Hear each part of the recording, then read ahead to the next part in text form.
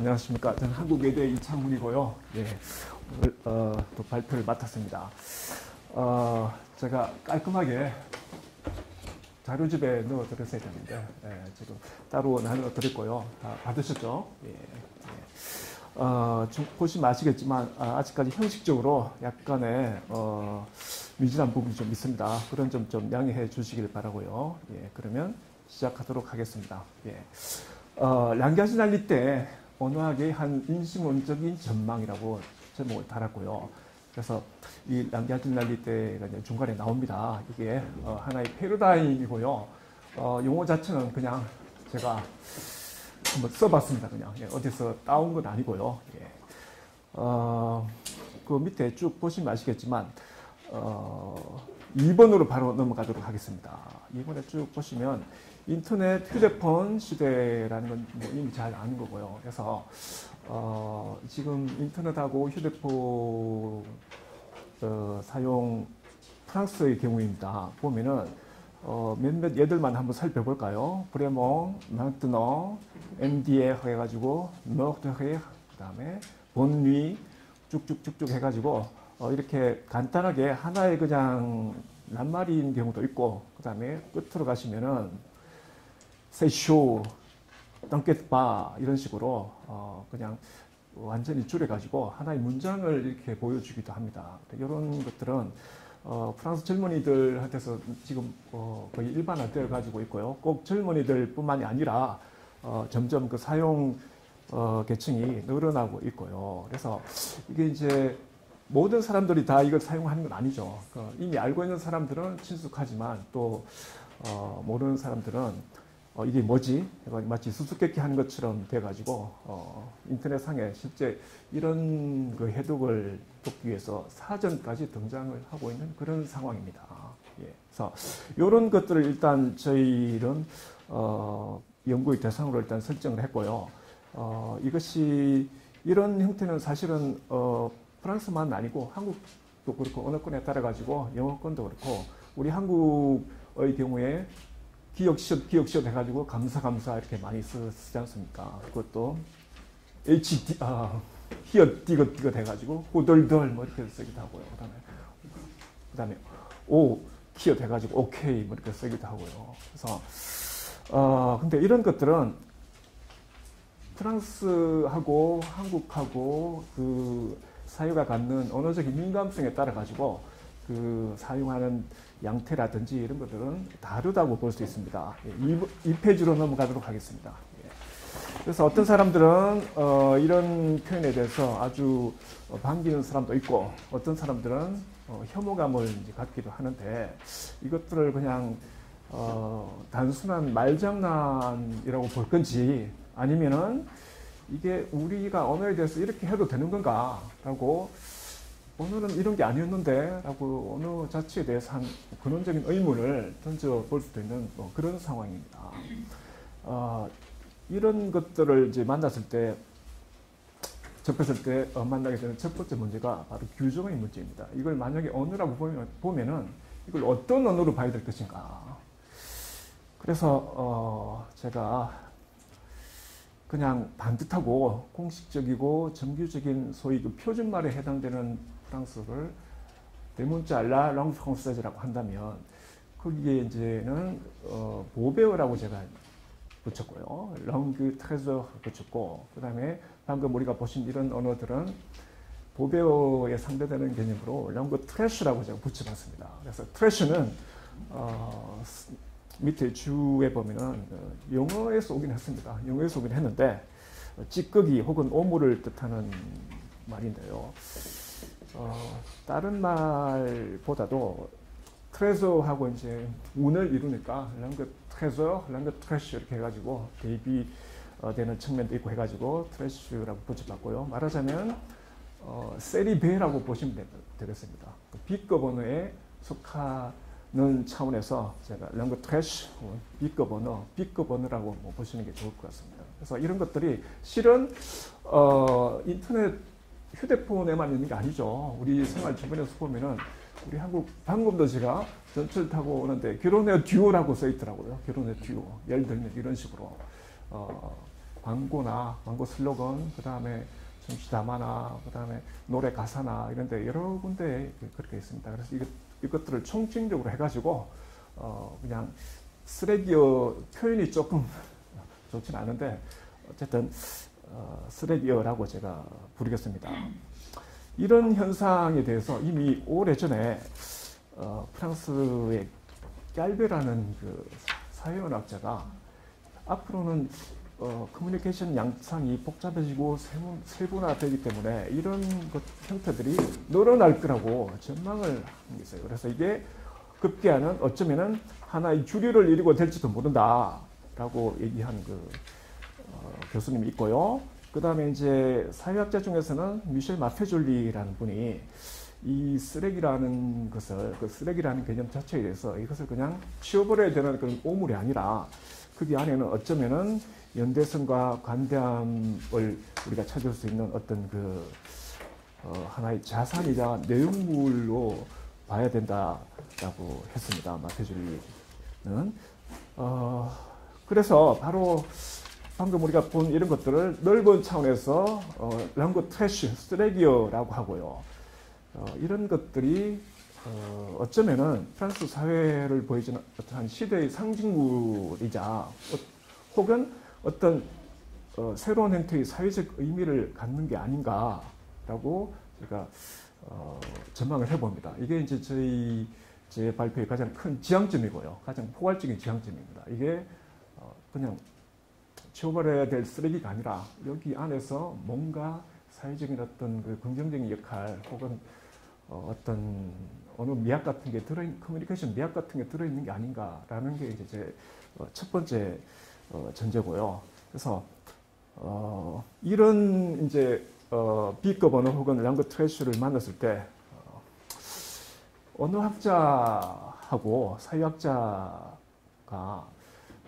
만났을 때 언어학자 같은 경우는 방금 우리가 봤던 그런 유행 같은 경우는 사실은 별로 할 얘기가 없을지도 몰라요. 왜냐하면 이게 하나의 낱말을 이루는 것도 아니고 그 다음에 문장을 이루는 것도 아니고 그냥 뭐 약호식으로 했기 때문에.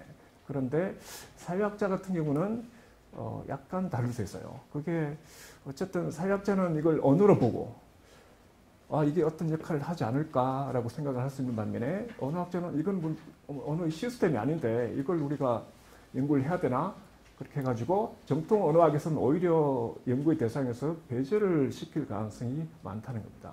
그래서 저 같은 경우는 이제 사회 언어학이 아니라 언어 사회학의 관점에서 이것이 어떤 사회적 역할을 할 것이라는 걸 전제로 하고 어떻게 그러면 여기에 접근을 할 것인가 라는 이제 방법론적인 문제를 제가 한번 다뤄볼 건데요.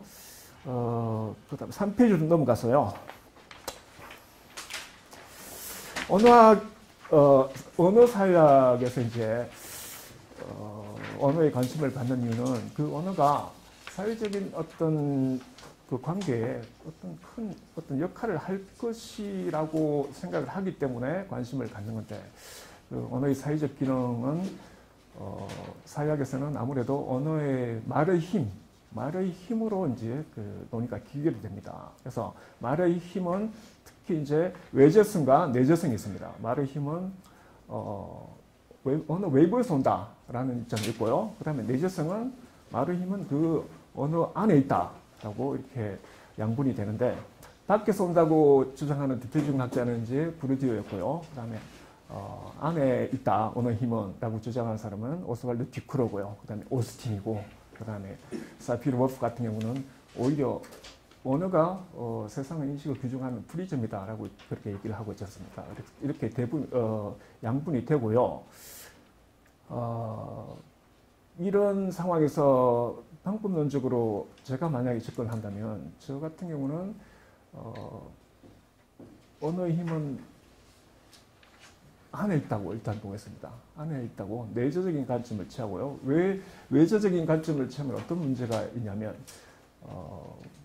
언어 사회학의 연구 대상으로 설정이 안 됩니다. 일단 설정이 안 되기 때문에 일단 언체 자체를 언어 사회학의 연구 대상으로 설정을 하는 차원에서도 일단 출발은 그 원체 자체에서 시작을 하는 게 합당하다고 생각을 하고요.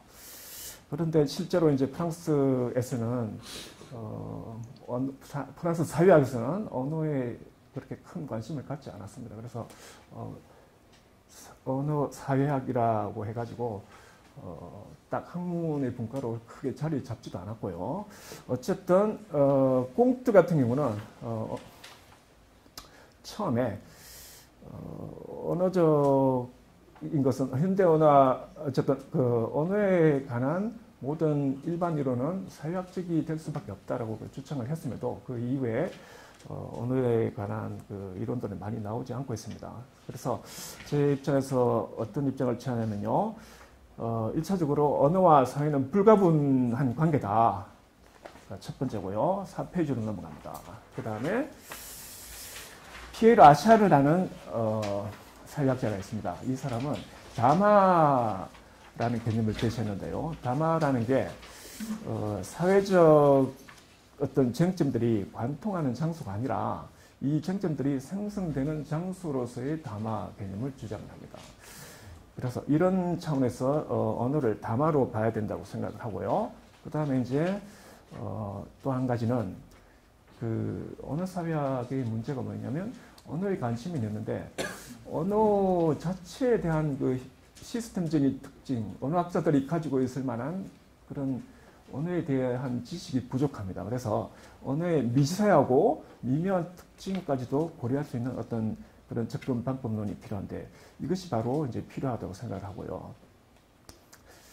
그래서 어떻게 보면은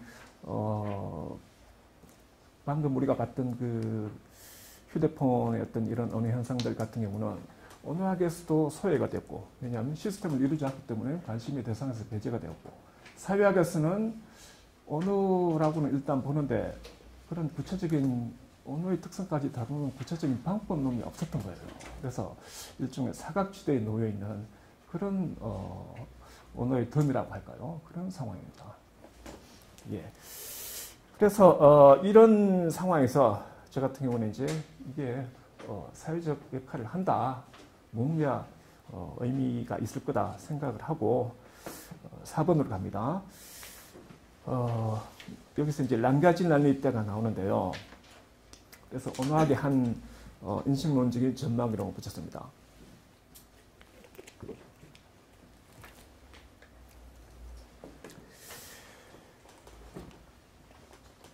현실의 가장 구체적인 언체에서 출발해서 그러면 어떻게 제가 방금 말씀드린 이런 사회적 역할을 할 수 있는 이런 단계까지 도달할 수 있는지를 이론적으로 한번 고찰을 해보는 게 필요한데 바로 이런 차원에서 제가 랑가지날리 때를 하나의 그냥 새로운 패러다임으로 제가 한번 설정을 해봤습니다. 그런데 이것은 그냥 제가 막 한 건 아니고요. 4.1에 보면은 사회하고 언어라는 것이 그 사회의 것이고 그리고 그 사회 내부에 존재하는 것이기 때문에 이렇게 언어가 사회에 연동되어 있다고 보기 때문에 언어에 관한 어떤 비전도 반드시 그 사회에 관한 비전하고 밀접한 연관이 있을 거라는 생각에 제가 프랑스 사회학자 마페졸리가 제시하는 전망을 1차적으로 한번 검토를 해보았습니다. 밑에 제가 번역을 안 해놨는데요. 못했는데요. 그 마페졸리 같은 경우는 소시아라고 소시에타를 구분을 합니다. 사회를 읽는 큰 두 패러다임으로서 소시알 같은 경우는 사회가 그 개인들 사이의 어떤 이성적인 관계, 그다음 계약적인 관계 이런 것들로 이루어졌다고 보는 거고요. 소시에타는 사회 구성 관계가 그런 감성적이고 그다음에 그 관계 자체가 기계적인 게 아니고 약간 비이성적이기도 하면서 인간적이고 이런 차원에서 그러니까 소시알은 이렇게 생각하시면 되겠습니다. 지금까지 있었던 정통 패러다임이고요. 소시에타는 거기에 반하는 다른 개념인데 이렇게 구분하는 이제 가장 핵심적인 키워드는 이 언어의 주체를 뭘로 보는가로 귀결이 됩니다. 그래서 5페이지로 넘어가면요.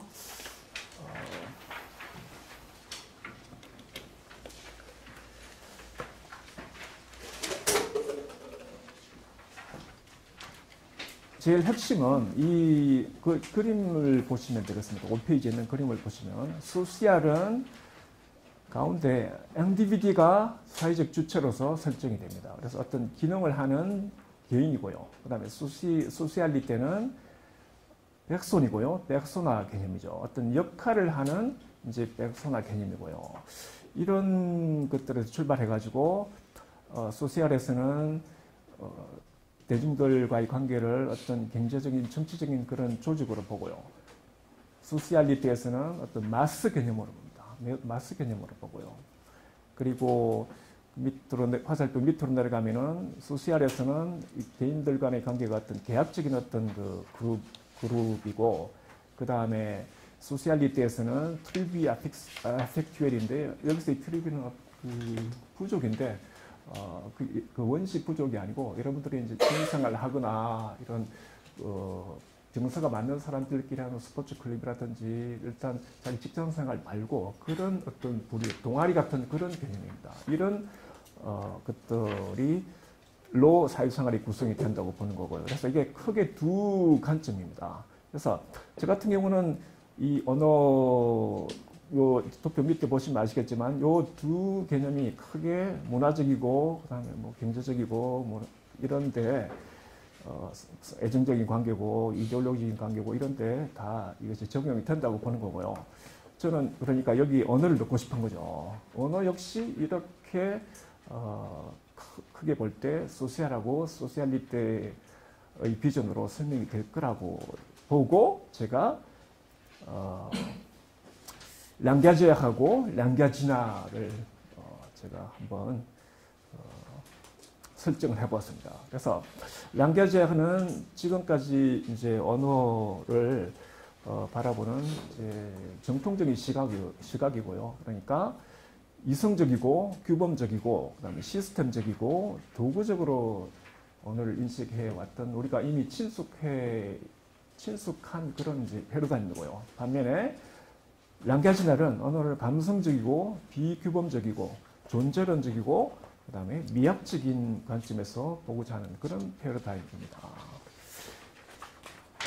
6페이지로 넘어가겠습니다. 그래서 요 랑갸지날리테라는 패러다임을 제가 이론적으로 뒷받침을 해야 되겠다 싶어가지고 가장 중요하게 생각되는 그 개념들을 세 가지 정도로 제가 한번 1차적으로 검토를 한번 해보았는데요. 첫 번째가 언어 기호의 상징화입니다. 언어 기호의 상징화. 여기서 주로 다룰 내용은 어떻게 낱말이 에농세, 낱말이 기호학적으로 그 기호로서의 질을 잃지 않으면서 상징이 될 수 있는가의 문제를 다루고자 합니다. 보통 상징이라고 하면 저울이 천칭이 법을 상징하고 이런 식의 이제 물건이 어떤 또 다른 물건을 상징하고 그런 건데 언어 기호의 상징화는 뭐냐면 기호라는 것 자체가 언어 기호라는 것 자체가 이미 어떤 다른 것을 지칭하고 있는 그런 개념인데 이것 자체가 하나의 상징화 물건처럼 하나의 그 사물처럼 상징화의 단계 수준에 이르게 된다는 의미에서 언어 기호의 상징화라고 제가 그 타이틀 달아봤고요. 그래서 이 낱말 혹은 언어 기호의 상징화가 이루어지기 위해서는 그 언어 자체가 하나의 사물이 되어야 된다고 봅니다. 일단 소지피케이션이 되어야지만 영원히 언어 기호로 본다면 추상적인 수준에 있는 우리가 이미 아는 그런 상태에 있는 게 아니라 그것 자체가 하나의 마치 물건처럼 사물화가 되어야지만 그 과정을 거쳐서 이렇게 상징이 될 수 있다고 보는 거고요. 그래서 가장 대표적인 게 바로 페티시즘인데요. 이것은 이제 원래 기호라는 것은 그 기호가 있고 그 기호가 가리키는 어떤 지시체가 있지 않습니까? 그런데 이 두 관계가 뒤바뀌어 버린 거죠. 그런 현상이 페티시즘인데요. 듀르카임 같은 경우가 어떤 비유를 하냐면요. 한 병사가 조국을 가리키는 깃발을 위해 죽는데 실상 이 병사의 의식에서는 조국보다는 그 깃발이 더 전면에 있었다는 거죠. 원래 깃발은 조국을 가리켜야 되는데 그래서 그 깃발을 보고 이게 조국이니까 죽는다 이게 아니고 그냥 조국은 저기 멀리 있었던 거고요. 그냥 오로지 그 깃발이 더 전면에 있어 가지고 죽게 되는 그런 예를 들었습니다. 이런 경우가 이제 실제 사회에서 페티시즘이 일어나는 이제 경우이고요. 그래서 이 깃발에 해당하는 이 부분에 실제 물건인 깃발이 아니라 언어도 될 수 있다고 저는 생각하는 거죠. 그래서 언어의 페티시즘이 일어날 수 있다고 보는 거고요. 이게 언어 상징화의 대표적인 경우라고 제가 생각을 합니다. 그리고 실제 보면은 요즘 언론에서 많이 본 비오, 에코, 시베르, 그 다음에 나튜렐, 크리스 디단티테, 프랑스의 경우, 그 다음에 데벨롭먼 듀하블 이런 것들이 언론에서 너무너무 많이 이제 회자되다 보니까 실제로는 그 자체가 가지고 있었던 그 의미는 사라지고 그냥 의미가 자체가 비워지는 경우가 있는데 요즘 한국에서도 융복합, 글로벌 이런 표현들이 실제로는 그 의미 자체가 비워져 버리고요. 그 껍데기만 남았는데 그것이 이제 사물이 된다는 거죠. 자, 사물이 가겠습니다.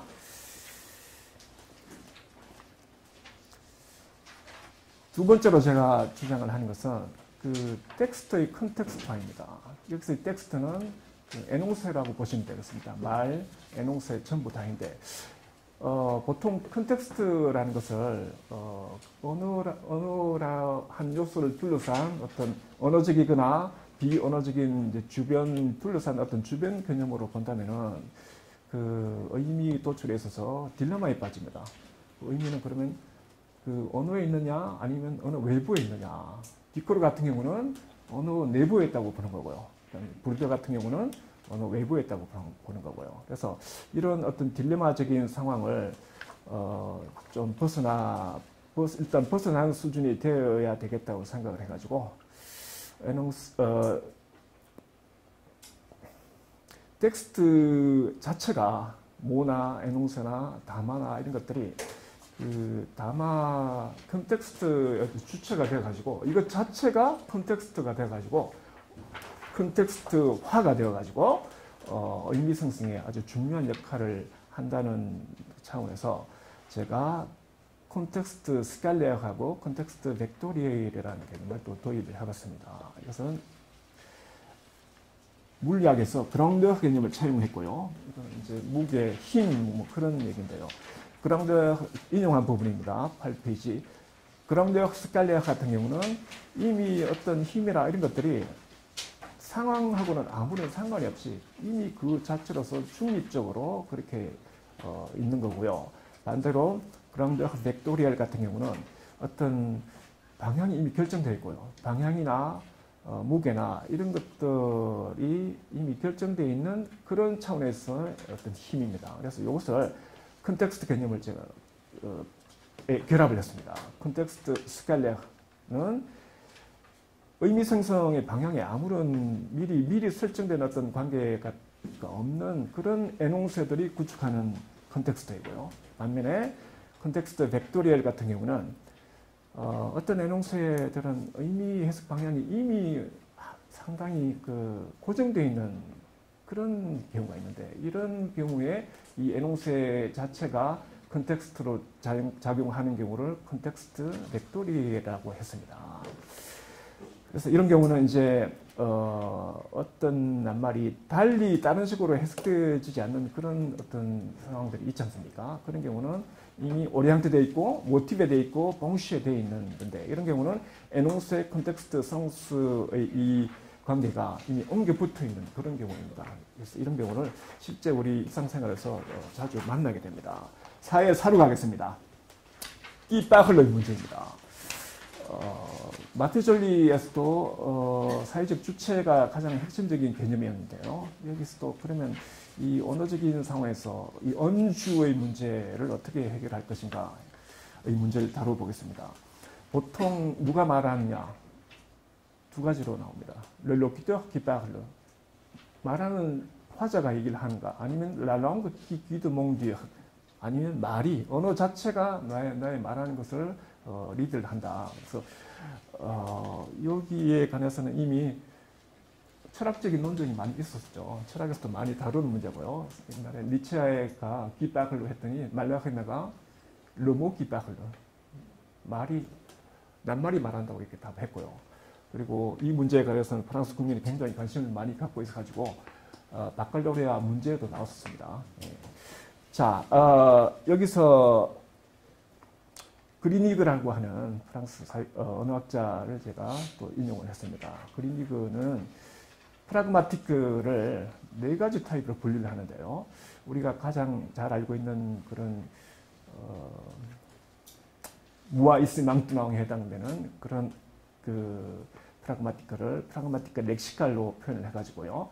그럴 때 등장하는 이제 언어의 주체를 까크도 해가지고 뼈에 비유했습니다. 피와 살에 비유해서요. 그래서 실제로 우리가 가장 친숙한 그런 언어 이론들이 다 여기에 해당하고요. 그 다음에 두 번째로는 심리학적인 프라그마티크를 제시를 했고요. 그러니까 심리학 이론이다 보니까 그 언주를 뉴런으로 했습니다. 그래서 로키트 뉴런이고요. 그 다음에 세 번째 화용론 이론이 바로 악드드 장기하지 이론이죠.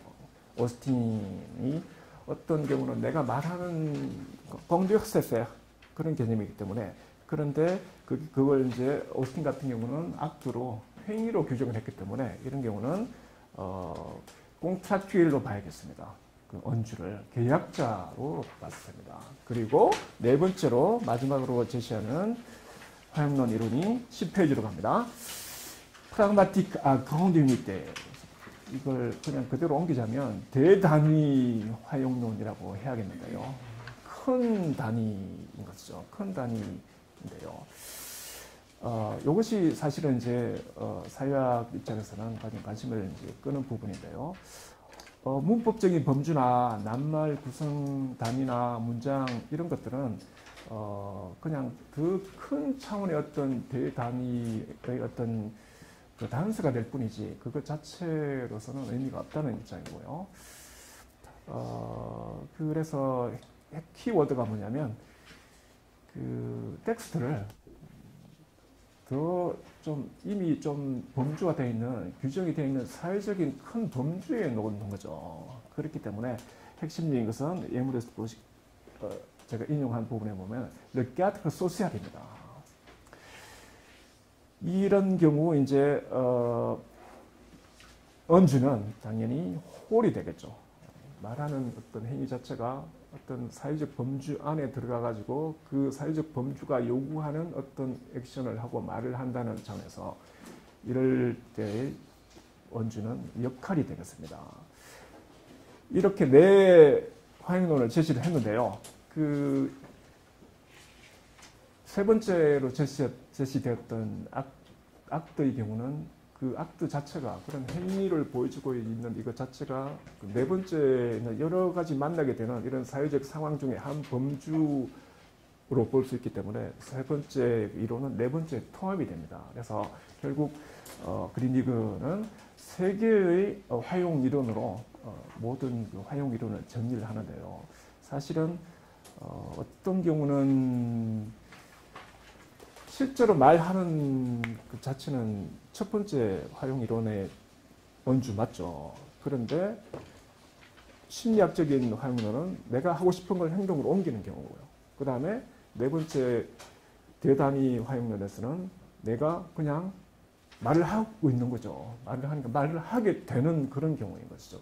왜냐하면 사회적 범주 안에 들어가 있기 때문에 그렇게 정리를 하는데요. 그래서 이게 제 입장에서는 가장 좀 중요하게 다가왔고요. 여기에서 뭘 알 수 있냐면 가장 방금 제가 말씀드린 것처럼 가장 실증주의적인 어떤 개인의 실제 말을 하는 개인으로서의 언주가 어떻게 그 물리적인 성격을 버리지 않으면서 사회적 역할자로 변환이 되는지를 세 개의 어떤 화용 이론을 통해 가지고 이 언어학자가 보여줬습니다. 그래서 이 부분이 방금 앞에서 봤던 마페졸리의 언어 주체에 있어서 그 언어의 사회적인 주체가 개인이 아니라 백소나가 되는 그런 부분하고 바로 맞닿아 있습니다. 자, 결론입니다. 그래서 이런 식으로 제가 이제 큰 어떤 인식론적인 비전을 던졌어요. 이게 그러니까 어떻게 보면은 처음에 문제 제기됐던 그 B급의 언어 혹은 쓰레기 언어들에서 뭔가가 사회적인 차원에서 역할을 할 것이라고 볼 때 이런 논의가 이제 필요한 거고요. 그렇게 볼 때 구체적인 방법론으로 제가 들어가진 않았지만 우리가 봤던 이런 휴대폰 어떤 사용 이런 것들이 어떤 의미를 가질 수 있지라고 했을 때 이런 B급의 언어에서 출발해보죠.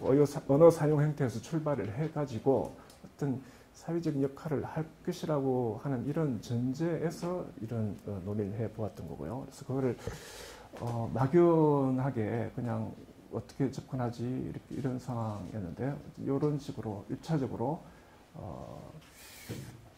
모르겠습니다. 어쨌든 강론으로 들어가지는 않았지만 이런 식으로 접근하면 되지 않을까라고 하는 하나의 그 비전으로 제가 양자진 난리대를 한번 제시를 해보았습니다. 예. 네, 고맙습니다.